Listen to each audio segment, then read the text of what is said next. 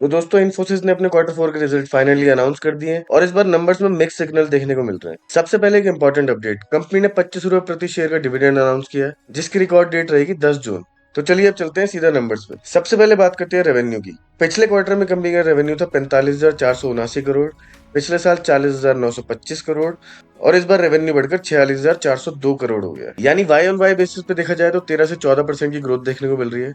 वहीं अगर हम क्यू ऑन क्यू बेसिस पे देखें तो 2% की ग्रोथ देखने को मिल रही है। सबसे इंटरेस्टिंग बात, मार्केट का एक्सपेक्टेशन था 46,400 करोड़, मतलब रेवेन्यू एग्जैक्टली इन लाइन आया, लेकिन ग्रोथ थोड़ी वीक साइड पर लगती है और ये वीक क्यों है अभी आगे समझेंगे। तो चलिए एक्सपेंसेस पर नजर डालते हैं। पिछले क्वार्टर में कंपनी के खर्चे थे 36,100 करोड़ और इस क्वार्टर में 36,764 करोड़। खर्चे बढ़े हैं लेकिन ओवरऑल कंट्रोल्ड है, नॉर्मल रेंज में। तो चलिए अब बात करते हैं सबसे इंपॉर्टेंट पॉइंट, प्रॉफिट। पिछले क्वार्टर में कंपनी का प्रॉफिट था 6,667 करोड़, पिछले साल 7,038 करोड़ और इस बार प्रॉफिट बढ़कर 8,509 करोड़ हो गया। यानी वाई ऑन वाई बेसिस पे देखा जाए तो 21 से 22% की ग्रोथ देखने को मिल रही है।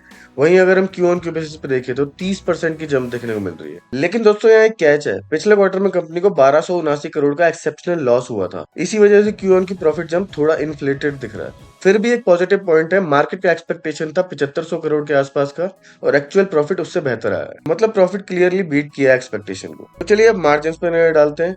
पिछले साल मार्जिन थे 17.19%, पिछले क्वार्टर में 14.65% और इस बार Q4 में 18.33%। यानी मार्जिन में वाई ऑन वाई और क्यू ऑन क्यू दोनों बेसिस पे इंप्रूवमेंट देखने को मिल रही है। तो चलिए अब आते हैं ईपीएस पे। ईपीएस पिछले क्वार्टर में था 16 रुपए 17 पैसे, पिछले साल 17 रुपए और इस बार Q4 में 21 रुपए। ईपीएस भी क्लियरली स्ट्रॉन्ग ग्रोथ दिखा रहा है। अब सबसे इंपॉर्टेंट पॉइंट जो लोग मिस कर देते हैं, आईएनआर टर्म्स में रेवेन्यू बढ़ रहा है, लेकिन अगर डॉलर टर्म्स में देखें तो क्यू ऑन क्यू बेसिस पे 0.5% की गिरावट देखने को मिल रही है और वाई ऑन वाई बेसिस पे देखा जाए तो 7% की ग्रोथ देखने को मिल रही है। यानी रियल बिजनेस ग्रोथ थोड़ी स्लो है और INR growth mainly currency impact की वजह से दिख रही है। तो दोस्तों ओवरऑल पिक्चर क्या बनती है, प्रॉफिट स्ट्रॉन्ग है, मार्जिन इंप्रूव हुए हैं, ईपीएस भी ग्रो हुआ है, रेवेन्यू ग्रोथ वीक है स्पेशली डॉलर टर्म्स में। और एक और चीज ध्यान देने वाली है, पिछले कुछ दिनों से स्टॉक में गिरावट आई है और लगभग 52 वीक लो के आसपास चल रहा है। अब देखना ये होगा कि मार्केट इन रिजल्ट्स पे कैसे रिएक्ट करता है।